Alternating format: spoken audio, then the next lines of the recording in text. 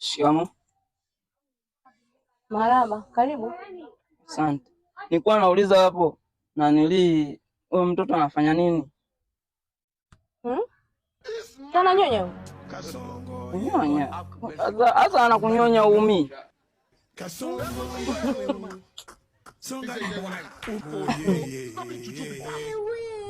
Lakini kweli timamu. Mtoto wote lazima anyonye ili apate lishe kutoka kwa mama yake mzazi. Na ukuaji wake wote kunyonya ziwa la mama yake. Mpaka atakapofikia miaka 2, anaacha anaendelea kukula vyakula vingine. Basi na mimi nilikuwa naomba ninyonye na ili nikue, eti mimi hapa bado mdogo. Nilikuwa naomba na mimi ninyonye hapo. Na mimi kunyonya sina kuwa.